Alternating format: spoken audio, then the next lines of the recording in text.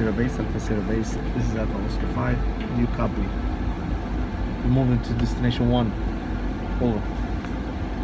We're going today to WFB warehouse, where we will see some of the trucks loading up to move to the Red Sea coast, to areas within the proximity of the front line. That might be a risk if some of the truck movements would not be coordinated with the military actors on the ground. So that's the reason why OCHA plays a major role within the civil military coordination as to deconflict the movement of most of the humanitarian assistance.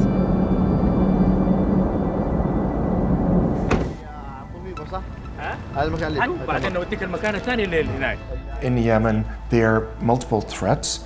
One of them is from aerial bombardment.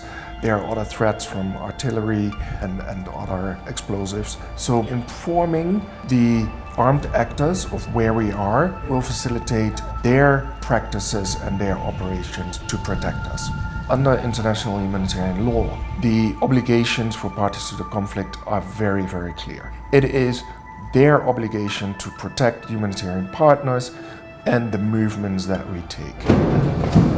We're here in order just to see how the process is going, for them to move smoothly through the checkpoints there. So the rundown of the deconfliction mechanism, in simple terms, you have various humanitarian partners in Yemen, international and national non-governmental organizations, UN agencies.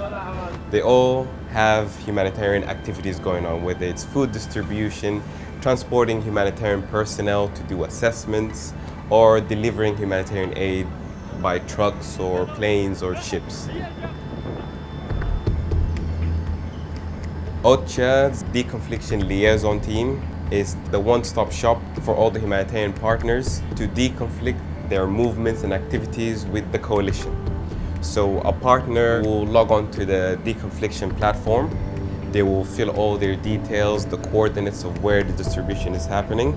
It comes to the deconfliction team, they review it, and then it gets channeled to the Saudi-led coalition's EHOC cell, which is the Evacuation and Humanitarian Operations Committee. They receive the notification, they process it, and then notify us that it has been acknowledged. Therefore, the partner on the ground is good to go. So I've just received the acknowledgement for this truck movement that we submitted 48 hours ago, and we are to inform the agency that their notification has been acknowledged. So the agency has to submit the dates of the movement and also the route. We also have to show EHOC a picture of every truck, the plate number, and a picture of every roof markings. Most of the trucks would have the roof marking on the top that would be identified by the aircraft in those areas within the proximity of the front line as a UN truck, humanitarian assistance, not to be targeted.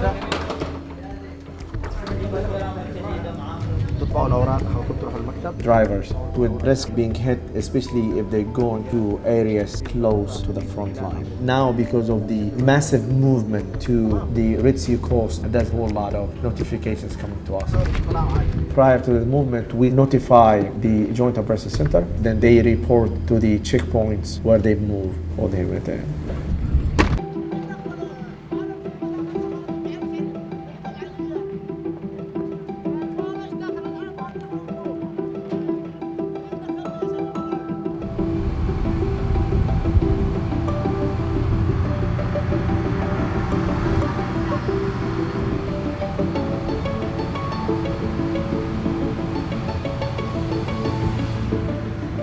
WFP in Yemen delivers around 130,000 metric tons of food monthly basis.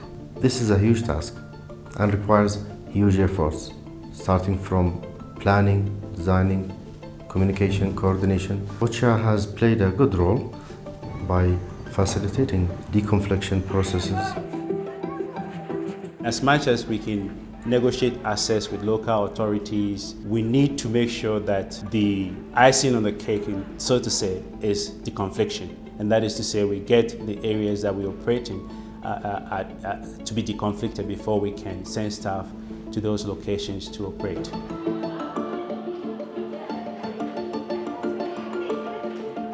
Probably this is the most highly sophisticated deconfliction system that I've seen in my career. Within the reality of Yemen, it allows a relative higher degree of freedom to operate on the ground or a higher degree of predictability. Obviously, the deconfliction mechanism that is in use in Yemen is critical. It does work and is efficient.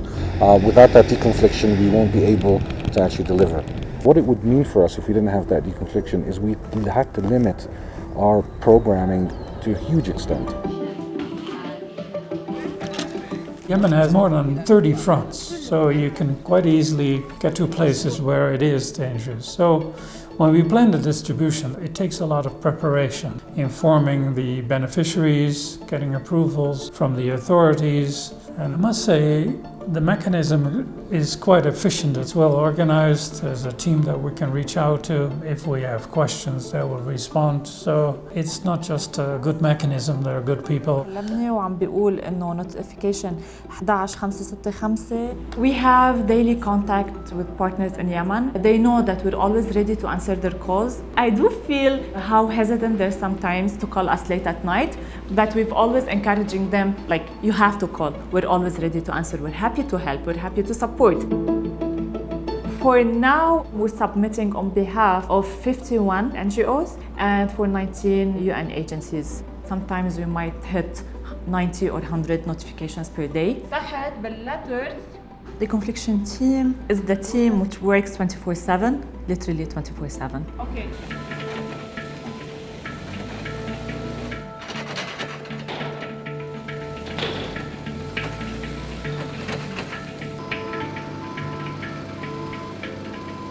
Deconfliction is purely with a recognized military, and that is done through the Saudi coalition in Riyadh. But we engage with all parties to the conflict, so those who are not necessarily being deconflicted with in this formal manner, we deconflict with by engaging with them on the ground.